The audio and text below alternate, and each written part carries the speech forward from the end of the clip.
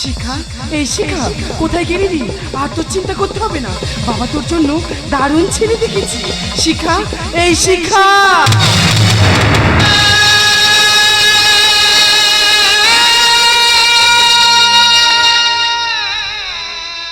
শিখা, এ কি করেছিস তুই? আত্মহত্যা করেছিস কেন? এমন কাজ করলি রে?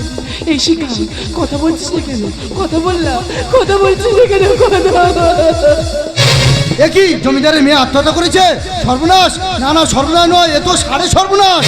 মনে হয় কোনো ছেলের সাথে লটর পটর করেছে, আর সে বিয়ে করেনি, তাই গলায় দড়ি দিয়ে ঝুলে পড়েছে। চুপ করুন!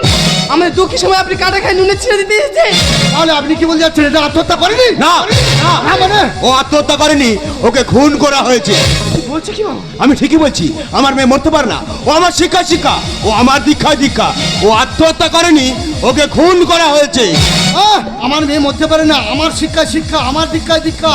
বড় লোকেদের বেলায় চাপা পড়ে থাকে, আর গরিবদের বেলায় জন্ডিস হয়ে বিস্ফোরণ ঘটে। কি বলছো কি বাবা? শিখা আত্মহত্যা করেনি, ওকে খুন করা হয়েছে। তাহলে ওকে কে খুন করেছে? আমি। কে তুই? ভগবান। কেন এসেছিস এখানে? ওদের বোঝাবই তোর এত বড় স্পর্ধা, তুই আমার মেয়েকে খুন করে আমার নাকের ডোকা দাঁড়িয়ে আছিস। তোর ভয় করছে না? ভয় করছে এই কারণে, আপনি মানুষ বলে। কারণ পৃথিবীতে মানুষ একমাত্র জীব যে মানুষকেই খুন করে। শিখা কি এমন অন্যায় করেছে তাকে তুমি শেষ করে দিয়েছো? তুমি রাতের সে নীরবতা দেখেছো, শুনেছো কি রাত্রির কান্না, বাতাসে বাজে, তুমি দেখেছো কি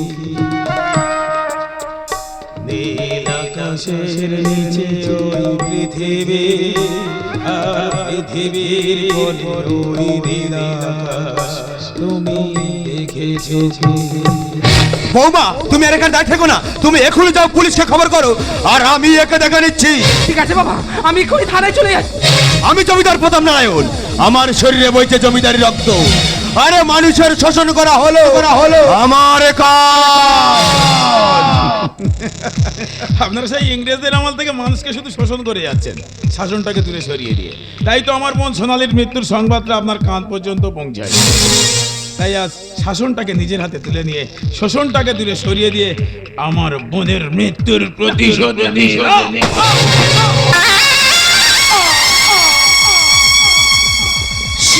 শিখা, তুই বেঁচে আছিস মা? হ্যাঁ বাবা, আমি যে এখনো বেঁচে আছি। শিখা, আমার ভালোবাসার যন্ত্রণার প্রতিশোধ নিতে আমি যে এখনো বেঁচে আছি। শিখা, আমি যে মৃত্যুর মিথ্যা অভিনয় করেছিলাম, শিখা, আমি জানি আমার মৃত্যু সংবাদ শুনলে অভি এখানে আসবেই। কারণ ও যে আমাকে ভালোবাসে বাবা। আমি কেন ওকে খুন করেছি জানো? ও যেভাবে হিংসে উঠেছে, ওকে যদি আমি খুন করতাম, ও আমাদের পুরো পরিবারটাকে শেষ করে দিত। তাই ওকে খুন করেই আমি আমার দাদার মৃত্যুর প্রতিশোধ নিয়েছি। তুমি ঠিকই করেছো শিখা, তুমি ঠিকই করেছো। একবারও জানতে চাওনি কেন তোমার ভালোবাসা এমন হিংস্র হয়ে উঠেছে? একবারও জানতে চাওনি কেন তোমার দাদাকে আমি খুন করলাম? জানো শিখা, তোমার দাদা আমার বোন সোনালীকে ভালোবেসে বিয়ে করবে বলে মিথ্যে প্রতিশ্রুতি দিয়ে এই বাড়িতেই এনেছিল শিখা। কি বলছো তুমি? আর তোমার বাবা তাকে কুকুরের মতো বাড়ি থেকে তাড়িয়ে দিয়েছে। বাবা, আর সেই লজ্জা ঘৃণায় আমার বোন সোনালী আত্মহত্যা করেছে শিখা। হ্যাঁ শিখা, আজ আমার যাওয়ার সময় হয়ে গেছে। যাওয়ার সময় আমার নিজের জীবন দিয়ে তোমাকে বুঝিয়ে দিয়ে গেলাম হারানোর কি জল।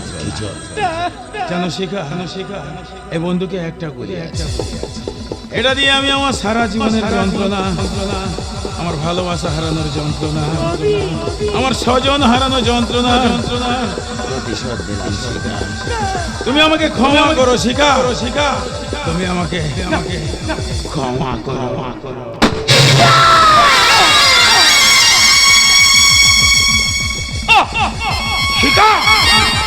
সভ্যতার পাশে শয়তান হাসে, মৃত্যু পায় জীবনের ভয়ে। ভালোবাসা খোঁজে প্রেমের ঠিকানা, ভূতের বোঝা ভগবান নয়, ভূতের বোঝা ভগবান নয়।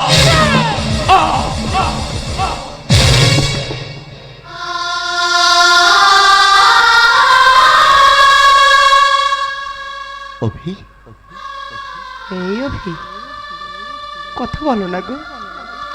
ও আমার উপর অভিমান করেছ? ওগো তুমি বিশ্বাস করো, আমি যে সবের কিছুই জানতাম না গো। আমি বুঝতে পেরেছি আমার বাবাই আমাদের সবার জীবনগুলোকে শেষ করে দিয়েছে। বাবা, বাবা গো, তুমি খুশি হয়েছো তো? দেখো না বাবা, আমার ভালোবাসাকে আমি খুন করেছি বাবা। আমার অভিকে আমি খুন করেছি বাবা। তুমি খুশি তো? চুপ করে আছো কেন? বলো না, আমরা কি দোষ করেছি? কেন আমাদের সবার জীবনটাকে শেষ করে দিলে? অভি, অভি কথা বলো না। ওগো তুমি ছাড়া যে আমি অসহায় অভি, আমি যে তোমাকে ছাড়া বাঁচতে পারবো না অভি। অভি তুমি কথা বলো, কথা বলো।